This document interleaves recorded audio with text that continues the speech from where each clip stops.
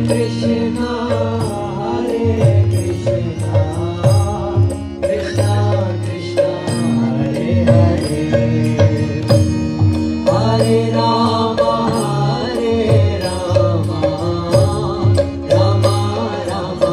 हरे हरे। पुराण चौथा स्कंद तीसरा अध्याय सती का पिता के यहाँ यज्ञ उत्सव में जाने के लिए आग्रह करना।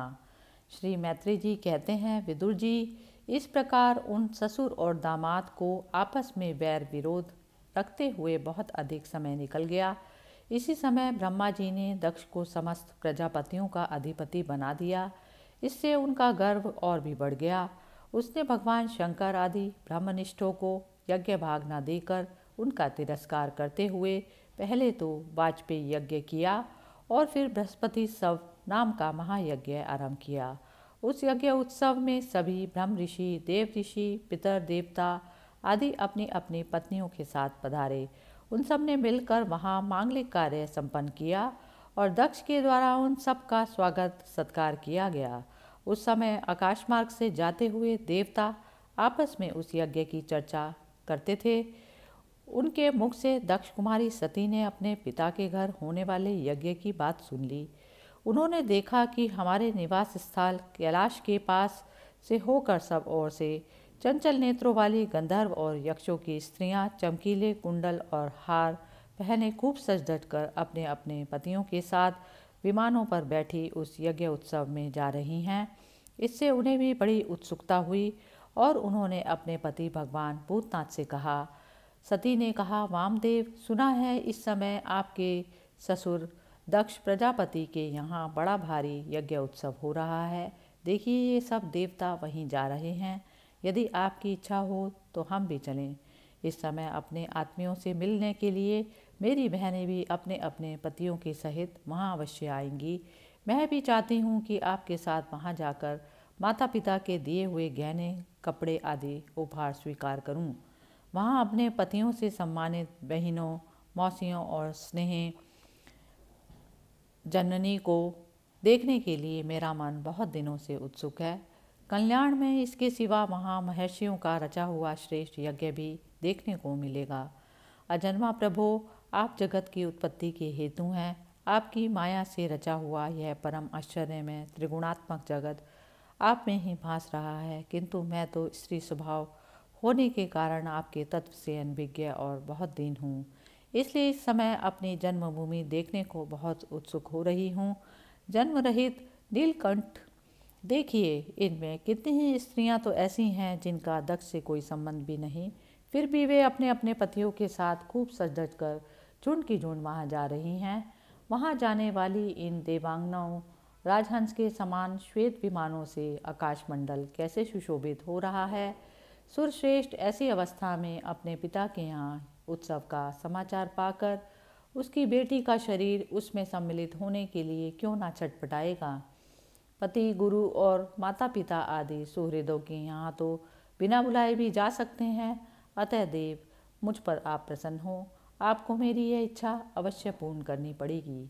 आप बड़े करुणामय हैं, तभी तो परम ज्ञानी होकर भी आपने मुझे अपने आधे अंग में स्थान दिया है। अब मेरी इस याचना पर ध्यान देकर मुझे अनुग्रहित कीजिए। श्री मैत्रेय जी कहते हैं, प्रिया सती जी के इस प्रकार प्रार्थना करने पर अपने आत्मियों का प्रिय करने वाले भगवान शंकर को दक्ष प्रजापति ने उन मर्मभेदी दुर्वचन रूप बाणों का स्मरण हो आया जो उन्होंने समस्त प्रजापतियों के सामने कहे थे। तब वे हंसकर बोले। भगवान शंकर ने कहा, सुंदरी, तुमने जो कहा कि अपने बंधुजन के यहाँ बिना बुलाए भी जा सकते हैं, सो तो ठीक है, किंतु ऐसा तभी करना चाहिए जब उनकी दृष्टि अतिशय प्रबल देह अभिमान से उत्पन्न हुए मद और क्रोध के कारण द्वेष दोष से युक्त ना हुई हो। विद्या, तप, धन, सुदृढ़ शरीर, युवावस्था और उच्च कुल, ये 6 सत्पुरुषों के ही गुण हैं, परंतु नीच पुरुषों में ये ही अवगुण हो जाते हैं, क्योंकि इनसे उनका अभिमान बढ़ जाता है और दृष्टि दोष युक्त हो जाती है एवं विवेक शक्ति नष्ट हो जाती है। इसी कारण वे महापुरुषों का प्रभाव नहीं देख पाते। इसी से जो आपने यहाँ आए हुए पुरुषों को कुटिल बुद्धि से मुँह चढ़ाकर रोष भरी दृष्टि से देखते हैं। उन अव्यवस्थित चित्त लोगों के यहाँ ये हमारे बांधव हैं ऐसा समझकर कभी नहीं जाना चाहिए। देवी शत्रुओं के बाणों से बिंध जाने पर भी ऐसी व्यथा नहीं होती जैसी अपने कुटिल बुद्धि स्वजनों के कुटिल वचनों से होती है, क्योंकि बाणों से शरीर छिन्न भिन्न हो जाने पर तो जैसे तैसे निद्रा आ जाती है, किंतु दुर्वाक्यों से मर्म स्थान विद्ध होने पर तो मनुष्य हृदय की पीड़ा से रात दिन बेचैन रहता है। सुंदरी, अवश्य ही मैं यह जानता हूँ कि तुम परम उन्नति को प्राप्त हुए दक्ष प्रजापति को अपनी कन्याओं में सबसे अधिक प्रिय हो, तथापि मेरी आश्रिता होने के कारण तुम्हें अपने पिता से मान नहीं मिलेगा, क्योंकि वे मुझसे बहुत जलते हैं।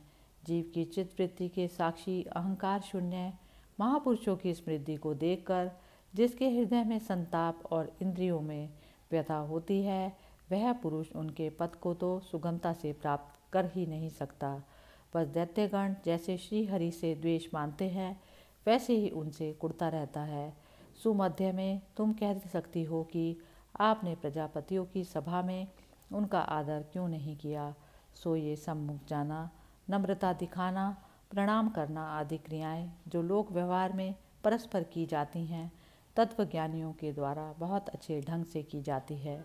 वे अंतर्यामी रूप से सबके अंतःकरणों में स्थित परम पुरुष वासुदेव को ही प्रणाम आदि करते हैं। देह अभिमानी पुरुष को नहीं करते। विशुद्ध अंतःकरण का नाम ही वसुदेव है, क्योंकि उसी में भगवान वासुदेव का अपरोक्ष अनुभव होता है। उस चित्त में स्थित इंद्रियातीत भगवान वासुदेव को ही मैं नमस्कार किया करता हूँ। इसलिए प्रिय, जिसने प्रजापतियों के यज्ञ में मेरे द्वारा कोई अपराध न होने पर भी मेरा कटु वाक्यों से तिरस्कार किया, वह दक्ष यद्यपि तुम्हारे शरीर को उत्पन्न करने वाला पिता है, तो भी मेरा शत्रु होने के कारण तुम्हें उसे अथवा उसके अनुयायियों को देखने का विचार भी नहीं करना चाहिए। यदि तुम मेरी बात ना मानकर वहाँ जाओगी तो तुम्हारे लिए अच्छा ना होगा, क्योंकि जब किसी प्रतिष्ठित व्यक्ति का अपने आत्मीय जनों के द्वारा अपमान होता है, तब वह तत्काल उनकी मृत्यु का कारण हो जाता है। इस प्रकार चौथे स्कंद का 3रा अध्याय समाप्त हुआ। हरि ओम। हरे कृष्णा